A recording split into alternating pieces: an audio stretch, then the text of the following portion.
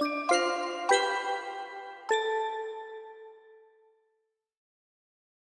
hello students, this is Parag Desle and you are watching Bodhnidhi.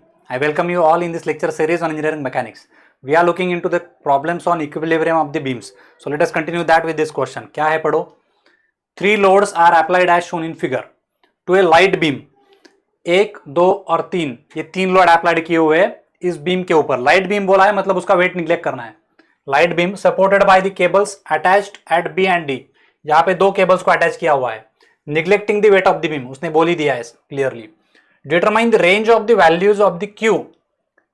Q की value की range निकालनी हमें कम से कम और ज्यादा से ज्यादा. For which neither of the cable becomes slack. क्या लाइन है भाई ये? Neither of the cable becomes slack मतलब कोई भी केबल ढीला नहीं होना चाहिए. स्लैक मतलब क्या? लूज नहीं होना चाहिए, ढीला नहीं होना चाहिए. When P is equal to 0. अब ये P इक्वल टू 0 अगर बोल दिया तो इसका काम तो यही खत्म हो गया.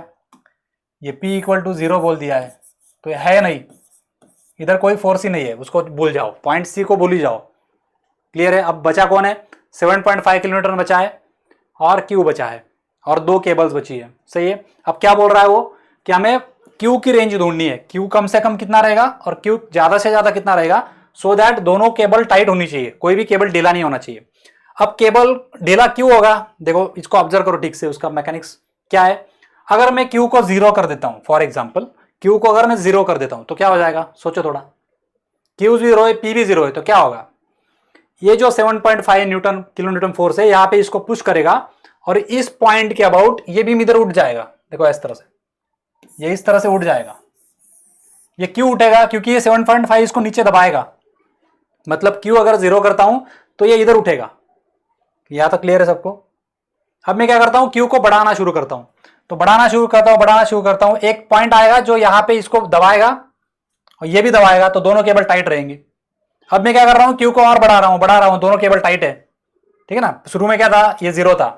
तो जैसे अगर मैं पहला सिचुएशन 1 एज करता हूं, आप दिखाता हूं आपको कैसे दिखेगा. यह आपका केबल हो गया, ये केबल हो गया. सही है. और आपका बीम कैसे दिखेगा उस केस में? अगर Q को 0 कर देता हूं तो बीम इस तरह से दिखेगा. तो यहां पे कौन एक्ट हो रहा है? यहां पे 7.5 किलो न्यूटन एक्ट हो रहा है. ये 7.5 किलो न्यूटन की वजह से इसने इसको दबा दिया तो इस पॉइंट के अबाउट रोटेट हो जाएगा. ये फिक्स है इधर. सही है.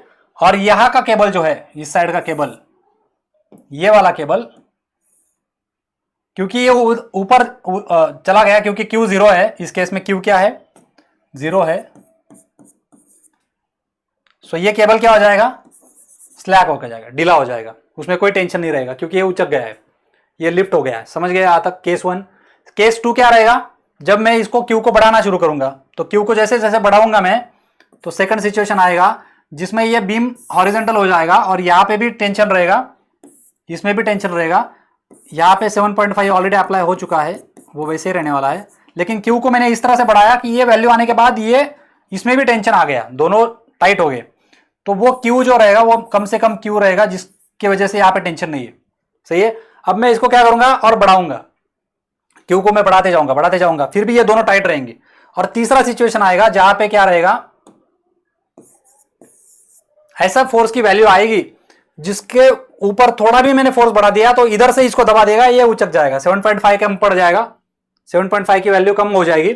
Q की वैल्यू इतनी ज्यादा है कि इसने इसको यहां से उठा दिया. तो उस केस में क्या हो जाएगा, ये केबल स्लैक हो जाएगा, ये केबल टाइट ही रहेगा. तो तीसरा सिचुएशन क्या रहेगा, मतलब वो चौथा सिचुएशन रहेगा. तीसरा तो रहेगा कि इसमें Q मैक्सिमम है, ये इस तरह से रहेगा, ये Q मैक्सिमम है. अभी भी दोनों केबल्स क्या है? टाइट है. यहां पे 7.5 ही रहेगा. और लास्ट वाला सिचुएशन, चौथा सिचुएशन में क्या हो जाएगा? चौथे सिचुएशन में ये वाला इधर साइड में 7.5 होने के बावजूद Q के साइड पे इतना फोर्स ज्यादा है, Q मैक्स है, Q मैक्स से वैल्यू ज्यादा है, greater than Q max. Okay, इधर लेस देन Q मीन था, वैसे ग्रेटर देन Q मैक्स है कि आपका केबल जो है, इस साइड का केबल जो है वो स्लैक हो चुका है और इस साइड का केबल जो रहेगा वो टाइट रहेगा. एक ही यहाँ पे इसके अबाउट रोटेट हो जाएगा वो. और इस केस में कहाँ पे रोटेट होगा? इसके अबाउट रोटेट होने वाला है. सही है. और बीच वाले दोनों केसेस में क्या रहेगा, यहां से यहां तक ये बीम हॉरिजॉन्टल रहेगा और ये दोनों केबल्स में क्या रहेगा? टेंशन टाइट रहेगा। क्लियर है? तो ये सिचुएशन, इस तरह के 4 सिचुएशन हो सकते हैं। उसने हमें पूछा है कि भाई पी की क्यू की ऐसी रेंज ढूंढो, मतलब ये वैल्यू और ये वैल्यू ढूंढो, सो दैट दोनों केबल क्या रहेंगे, हमेशा टाइट रहेंगी। तो ये हमें ढूंढना है। तो हम क्या करेंगे, अभी ये वाला सिचुएशन एनालाइज करके हम इसमें क्यू की क्या वैल्यू आती है, मतलब इसके जस्ट अबव, इसके जस्ट थोड़ा सा कम, तो उस केस में क्या हो जाएगा, ये केबल स्लैग हो जाएगा। तो इसको स्लैग एज्यूम करके क्यू मिन निकाल लो, इसको स्लैग एज्यूम करके क्यू मैक्स निकाल लो। इस तरह का स्ट्रेटेजी रहेगा। तो इसको नेक्स्ट पेज पे ले लेता हूं। तो अब हम क्या करेंगे, इस सिचुएशन में हमारा जो बीम रहेगा वो इसके अबाउट रोटेट होगा, क्योंकि क्यू की वैल्यू बहुत कम है, तो ये इधर इधर दब जाएगा, इधर उठ जाएगा। सही है? तो थोड़ा सा मतलब उठने से जस्ट पहले, तो वो सिचुएशन में अगर ड्रॉ करता हूं तो इस तरह से दिखेगा। समझो ये हमारा केबल रहेगा, ये हमारा बीम रहेगा। तो ये मैंने बीम ड्रॉ कर दिया। इस सिचुएशन में क्या हो चुका है, यहां पे जो केबल है ये वाला, ये केबल अभी भी टाइट है। कौन सा है, पॉइंट बी है। यहां पे अभी भी फोर्स कितना है, 7.5 किलो न्यूटन है। और ये जो फोर्स है यहां पे क्यू है, जो कि मिनिमम फोर्स रहेगा। हम बढ़ा रहे इस वैल्यू तक जाने तक, यहां में कोई टेंशन नहीं रहेगा, तो ये केबल स्लैक रहेगा, तो उसमें कोई टेंशन नहीं, ऐसा हमने अज्यूम किया। अब हम क्यू मिन निकालना चाहते हैं। सही है? तो डिस्टेंसेस, परपेंडिकुलर डिस्टेंसेस ढूंढ लो। क्या है, देखो ये वाले पॉइंट से ये वाले पॉइंट तक का डिस्टेंस, ये कितना है, 0.5 है। सही है? और ये यहां से यहां तक, क्यू से यहां तक, ये परपेंडिकुलर डिस्टेंस। क्योंकि ये परपेंडिकुलर क्यों लेना है भाई, क्योंकि हमने अभी तक उचकने नहीं दिया है, मतलब उसको मतलब हम लिमिटिंग केस देख रहे हैं। ये मैंने दिखाने के लिए, समझाने के लिए थोड़ा सा उसको टिल्ट कर दिया। हम मिनिमम वैल्यू ढूंढ रहे हैं जहां पे बीम हॉरिजॉन्टली रहने वाला है, इसलिए डिस्टेंस परपेंडिकुलरली लेने पड़ेंगे। इंक्लाइन डिस्टेंस ढूंढने की जरूरत नहीं रहेगी। तो ये हॉरिजॉन्टल डिस्टेंस कितना है, 0.75, 1.5 प्लस 0.75 कितना बन जाएगा, 3 बन जाएगा। 3 मीटर है ये। So this is 3 metre. Clear है यहां तक? अब हम क्या करेंगे, पॉइंट बी के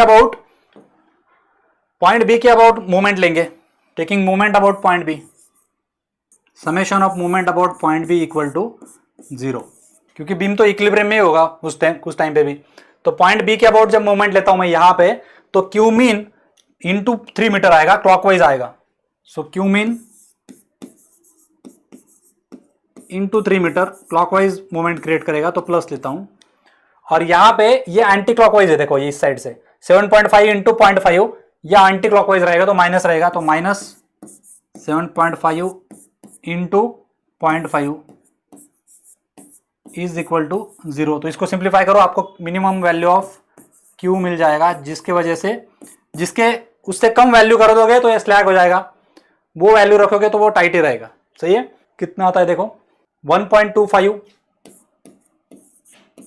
kilo Newton. This is the minimum value of Q. इससे अगर मैं 1.24 भी कर देता हूं तो ये इस तरह से स्लैग हो जाएगा। 1.25 लगाते ही ये केबल टाइट हो जाएगा और ये बीम हॉरिजॉन्टल रहेगा। अब मैं 1.25 के ऊपर अगर फोर्स बढ़ाते रहूंगा तो दोनों केबल टाइट रहेंगे।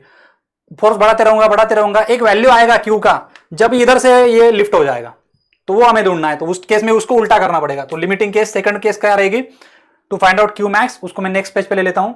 तो उस केस में क्या हो जाएगा, इस पॉइंट के अबाउट ये इधर लिफ्ट हो जाएगा, क्यू बढ़ गया, अभी क्यू बहुत बढ़ चुका है, तो इस तरह से लिफ्ट हो जाएगा। तो बीम अगर मैं इस तरह से दिखाता हूं, अभी कौन सा केबल स्लैग हो जाएगा, ये बी का डी, ये जो पॉइंट बी के ऊपर का केबल है ये स्लैग हो जाएगा, क्योंकि इधर से उठ चुका है। So this is point B. ये आपका 7.5 अभी भी है उधर, 7.5 किलो न्यूटन। और पॉइंट डी के ऊपर जो केबल है वो टाइट है, तो हमें इसके अबाउट मूवमेंट लेना पड़ेगा। और यहां पे हमारा क्यू मैक्स बहुत बढ़ चुका है फोर्स,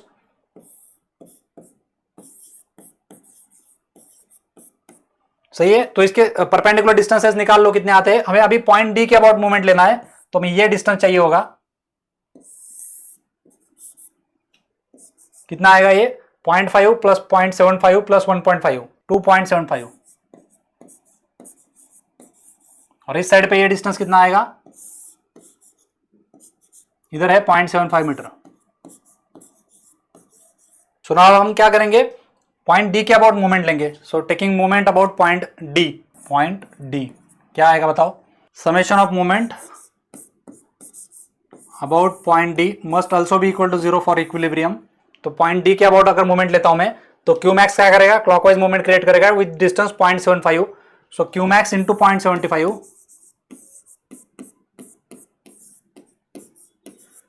ये जो मूवमेंट रहेगा ये प्लस रहेगा, और इस पॉइंट के ऊपर डी के ऊपर आपका 7.5 क्या करेगा, एंटी क्लॉकवाइज मूवमेंट क्रिएट करेगा, लेकिन डिस्टेंस क्या रहेगा परपेंडिकुलर, 2.75 मीटर रहेगा. So 7.5 into minus 7.5 into 2.5 is equal to 0. तो यहां से जो वैल्यू मिलेगा वो मैक्सिमम वैल्यू मिलेगा क्यू का, जिसके अगर ऊपर में फोर्स बढ़ा दूंगा तो वो स्लैक हो जाएगा, एक केबल स्लैक हो जाएगा. It is 25 kilo Newton.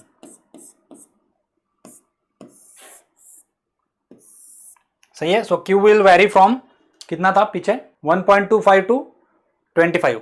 1.25 अगर क्यू होता है तो ये इधर से उछल जाएगा, उसके नीचे अगर क्यू होता है तो इधर से ये लिफ्ट हो जाएगा, और 25 के ऊपर अगर क्यू बढ़ा देता हूं तो इधर से लिफ्ट हो जाएगा. और इन दोनों के बीच में कोई भी क्यू की वैल्यू रखूंगा तो ये दोनों केबल टाइट रहेंगी. तो वो हमें रेंज ढूंढना था, तो इस तरह से हमने उसको फाइंड कर लिया. सही है. So that is how we have solve this question. See you in the next lecture with the next question. Take care. Good day. Bye bye.